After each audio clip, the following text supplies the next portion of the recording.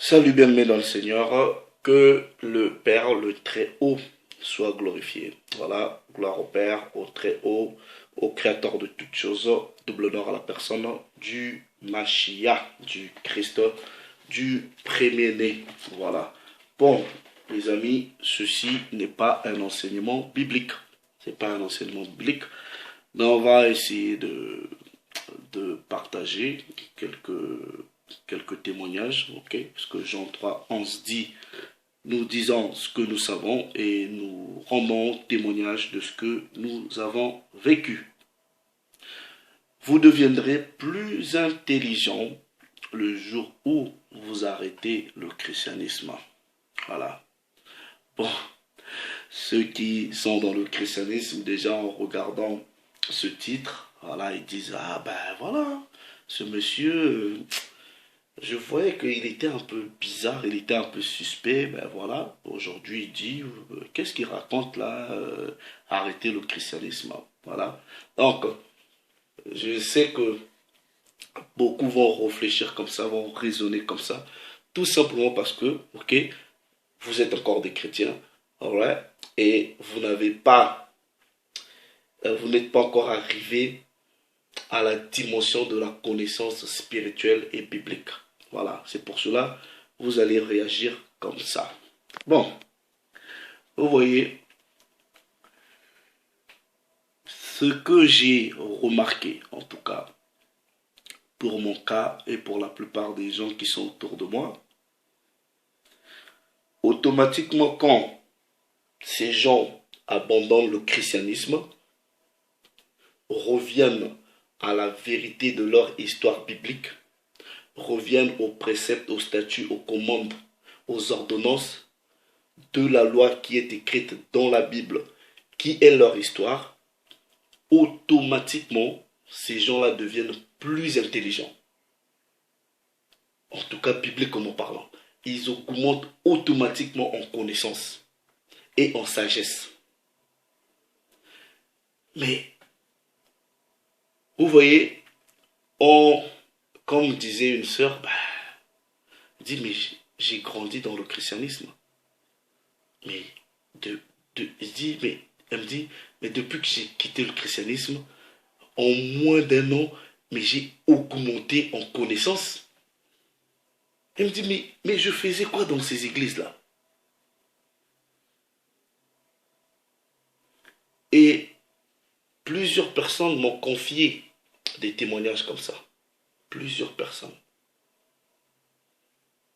Et c'est par là, j'aime bien comment mon frère Dokera Chamela, il le remet bien. Il dit en réalité, être chrétien, c'est être crétin. Mais non, ceux qui sont encore dans cette abomination du christianisme ne vont pas comprendre que le christianisme n'a rien à voir avec le Christ. Ça n'a rien à voir. Le Christ n'a jamais établi, soi-disant, une religion appelée christianisme. C'était un bantou, c'était un Israélite, donc il pouvait que vivre ou se mettre par rapport aux préceptes qui existaient déjà avant sa venue physique, c'est-à-dire les statuts, les préceptes, les commandes, les ordonnances du Très-Haut, c'est-à-dire la loi. Comment vous pouvez m'expliquer, les frères, vous qui êtes dans le christianisme, comment vous pouvez m'expliquer? Vous êtes dans une religion, soi-disant, par rapport au Christ, au Mashiach, mais vous faites tout à l'écart de ce que le Mashiach a fait, à l'écart de ce que les préceptes bibliques vous disent. Vous remarquerez que dans le christianisme, vous avez des pasteurs dits milliardaires. Je dis milliardaires en dollars américains. Beaucoup de pasteurs nigérians ici sont des milliardaires. Les Américains sont des milliardaires. Mais comment votre pasteur peut être milliardaire? Ok? Mais en même temps, vous qui lui donnez de l'argent, vous êtes pauvre. Comment vous pouvez expliquer votre pasteur a des jets privés, vous payez, vous mettez des cotisations pour lui acheter un jet privé, mais toi-même, tu es piéton. Comment vous pouvez expliquer ça? Et c'est quelle logique? Ces gens-là sont devenus milliardaires sur votre dos. C'est parce que vous leur donnez de l'argent. Vos pasteurs ont des mansions, là, ils ont des grosses villas, mais vous êtes encore un peu locataire. Mais est-ce que ça a un sens? Je ne sais pas, expliquez-moi. Vous remarquerez que dans le christianisme, surtout chez les Noirs, oh non, une sœur dans la maison qui néglige son mari, les enfants n'ont pas de vêtements, n'ont pas de chaussures, ok? Mais pour autant, elle va se permettre d'offrir des cadeaux au pasteur, d'acheter des cadeaux, des chemises, des pantalons, des costumes au pasteur. Même son propre mari là, rien. Ses enfants, rien. Mais c'est quelle logique? C'est quelle logique? Et vous remarquerez, mais surtout, si que le pasteur dit seulement à la sœur, ah ben, je veux passer à la maison. La sœur là, peut-être depuis une semaine, elle s'occupe même pas du mari, elle fait même pas à manger au mari. Mais si le pasteur décide de leur rendre visite, ouf, ce jour-là, elle va rentrer dans la cuisine, elle va faire à manger, elle va arranger la chambre, la maison, tout ça là. Parce que, soi-disant, Daddy, puisque eux là-bas ils disent Daddy, Daddy vient. C'est ça l'intelligence? Vous ne pouvez pas nier, c'est des choses que nous connaissons, vous ne pouvez pas nier. Dans le même christianisme, vous voyez des femmes, des sœurs, même des hommes qui ne s'occupent pas de leurs femmes, qui insultent les femmes qui insultent les maris, mais ils ne peuvent rien dire au pasteur. Des hommes ici, là, soi-disant dans le christianisme, même ta femme dans la maison te demande de l'aide pour les courses. Tu peux même pas faire des courses à la maison, mais la femme du pasteur t'appelle, ah frère un tel, ah mais j'avais des courses pour ton papa là et les enfants à la maison, comme ton papa est occupé, je fais comment, est-ce que tu peux pas m'accompagner? Ah non, mamie, il n'y a pas de problème. Toi tu laisses ta femme qui a besoin de toi, tu te précipites pour aller faire les courses avec la femme de ton soi-disant pasteur. Mais c'est l'intelligence ou c'est quoi? Essaie un peu de me dire. Essayez un peu de me dire. Vous avez quelle logique dans votre religion là? Vous avez quelle logique? Je n'ai pas encore envie de rentrer dans plus de détails, mais quand j'ai des débats avec les soi-disant chrétiens, ils ne peuvent pas débattre. Ils n'ont aucun argument biblique. Ils ne comprennent pas les Écritures. Je vous dis, ok, je vous donne un secret spirituel. Surtout à ceux de ma race, aux filles et aux fils bantous, même aux gens des nations.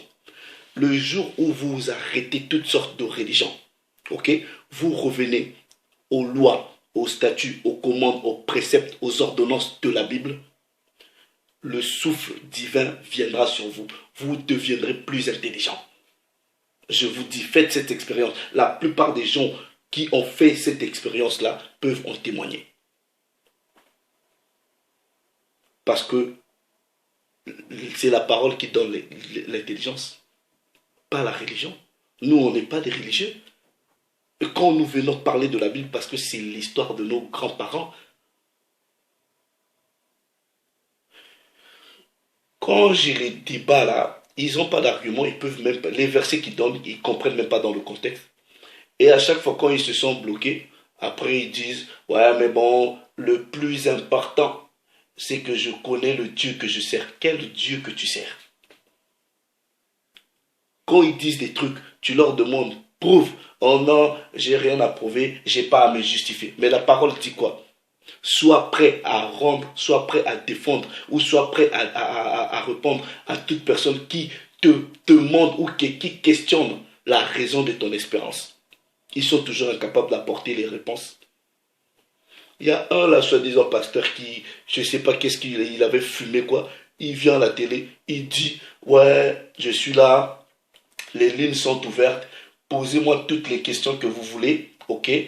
Je, je vais vous répondre parce que j'ai l'Esprit Saint en moi. Je lui ai posé une petite question, je lui ai dit, prouve, prouve-moi ce truc-là dans la Bible. Il était incapable, incapable. Il est rentré, sorti, rentré, ils m'ont coupé la ligne. Ils m'ont coupé la ligne. Et vous voyez des malades comme ça. Mais réfléchissez. Réfléchissez. Dans votre histoire là, vous êtes toujours oh non, oh ma tante elle est sorcière, un tel c'est sorcier, oh la famille de ma mère ceci, et, on les aime pas. Et vous pensez réellement qu'une personne qui marche dans les préceptes, dans les ordonnances, dans les statuts, les commandes du Très-Haut, les sorciers peuvent l'atteindre?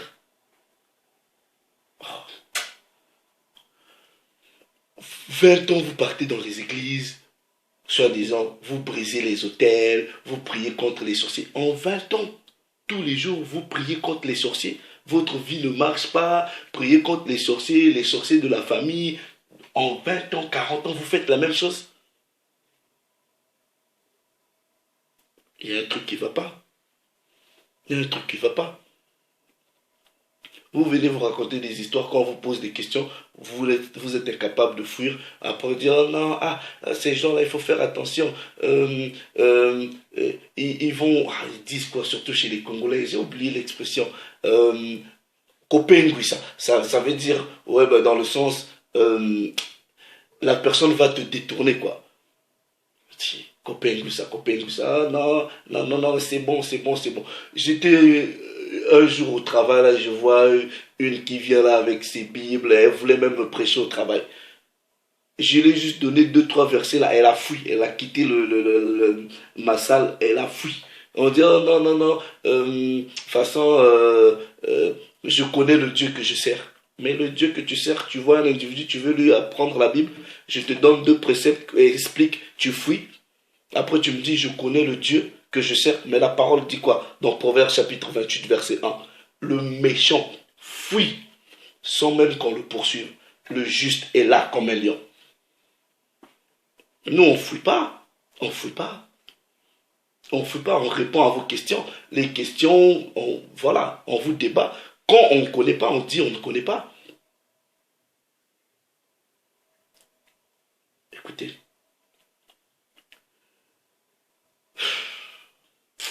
Mais c'est triste, hein. C'est triste. J'ai même pas envie de parler dans plusieurs domaines même de la vie. Non. Prenez même, prenez même au niveau, on va dire, de nos pays là, qui sont dits chrétiens. Même en Europe, les pays soi-disant dits chrétiens. Mais réellement, est-ce que ces pays-là marchent selon la parole du Créateur? Vous ne voyez pas autant de dépravation? Et, et le christianisme a apporté quoi aux Noirs? Surtout aux Noirs. Ça a apporté quoi? Mais ça, vos églises-là ont détruit vos familles, détruit des foyers, détruit des mariages, détruit des vies. Vous savez combien de personnes ont été accusées de sorcellerie, des enfants abandonnés accusés de sorcellerie à cause de vos églises? À cause de vos églises? Appelez vos pasteurs. Pourquoi leur demandez pas de venir nous débattre? Appelez vos pasteurs là, vos soi-disant pasteurs là, appelez-les. Qui viennent nous débattre, qui viennent nous expliquer des trucs. Pourquoi vous ne les appelez pas? C'est des marionnettes à la solde des ennemis. Frère, quand je vous dis, vous allez devenir plus intelligent, le jour où vous arrêtez le christianisme, je ne suis pas en train de vous dire, refusez la Bible, refusez la personne du Mashiach. La Bible, c'est une histoire, c'est un peuple. Et la Bible n'est qu'un ensemble de la volonté du Très-Haut qui se résume sur ses statuts, ses commandes, ses ordonnances, sa loi, sa Torah. Aussi longtemps vous reviendrez dans ces choses-là, vous deviendrez plus intelligent. David dit quoi dans le livre des psaumes au chapitre 119? Je pense que c'est le verset 104. À travers tes préceptes, je deviens intelligent et j'évite tout mauvais chemin. Et il dira encore dans le même chapitre, je suis devenu plus intelligent que ceux qui m'ont précédé à cause de tes préceptes. Frères, méditez sur la loi, apprenez les lois, apprenez les statuts, et vous allez augmenter en intelligence. Vos histoires du christianisme là vous ont détruit, surtout détruit l'homme noir, détruit des foyers, des vies, des familles. Mais le Père vous aime et il vous restaura. Mais pour que la restauration s'établisse, vous devrez déjà vous situer dans le plan du Très-Haut, en essayant de chercher à comprendre et à connaître qui vous êtes, bibliquement parlant. Et quand vous reviendrez à la maison, c'est ainsi que vous allez connaître la vérité et la vérité fera de vous des hommes libres. Le christianisme là, ça ne vous rend pas intelligent, ça vous rend idiot. Le Père s'est encore glorifié. Shalom.